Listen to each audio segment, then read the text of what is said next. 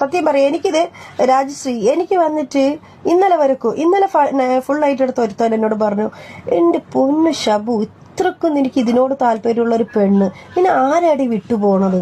അവൻ അവന് വന്നിട്ട് ഒരു ഇതില്ലാത്തവനാണ്, ഭാഗ്യമില്ലാത്തവനാണ്.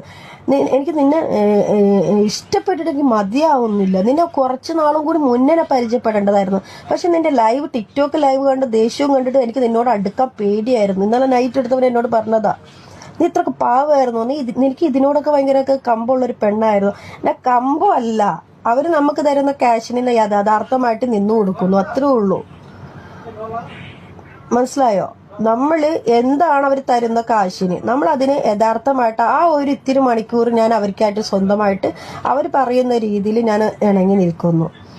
അല്ലാതെ നമ്മൾ പൈസ മേടിച്ചെന്ന് പറഞ്ഞിട്ട് കടന്നുറങ്ങാനോ കൂർക്കം വെച്ച് ഉറങ്ങാനോ ഒന്നും അല്ലല്ലോ പോണത്. കുറച്ച് നേരം കഥ കുറേ സംസാരിക്കും, എൻ്റെ ലൈഫിനെ കുറിച്ചും ഓരുടെ ലൈഫിനെ കുറിച്ചും, കുറച്ചൊക്കെ നാട്ടിൽ എന്താ നടക്കണതിനെ കുറിച്ചും, ഇങ്ങനെയൊക്കെ പോയ പോരെ, എന്തെങ്കിലുമൊക്കെ സേവിങ് ഉണ്ടാക്കിയോ നീ, എൻ്റെ ഫ്യൂച്ചറിനെ കുറിച്ചൊക്കെ കുറെ ഡിസൈഡും കാര്യങ്ങളൊക്കെ സംസാരിച്ച് പിന്നെ നമ്മുടേതായ കാര്യം എൻജോയ്മെന്റ് ചെയ്ത് കഴിഞ്ഞ് പിന്നെ ഞങ്ങൾ ഉറങ്ങണതിന് ഞങ്ങൾ ഉറങ്ങിയിട്ടേ ഇല്ല. ഇന്നലെ ഒരാൾക്ക് കാര്യം പറഞ്ഞു, എനിക്ക് കുറച്ച് കാര്യങ്ങളൊക്കെ പറഞ്ഞു തന്നു. ഒരാണിനെ വിശ്വസിക്കരുത്, ഒരു പെണ്ണിനെ വിശ്വസിക്കരുത്. നമ്മൾ എന്താണോ പോകുന്നത്, നമ്മൾ എന്താ ചെയ്യുന്നത്, അത് നെവർ മൈൻഡ്, ആരെന്ത് പറഞ്ഞോട്ടെ. കുറെ കാര്യങ്ങളൊക്കെ പല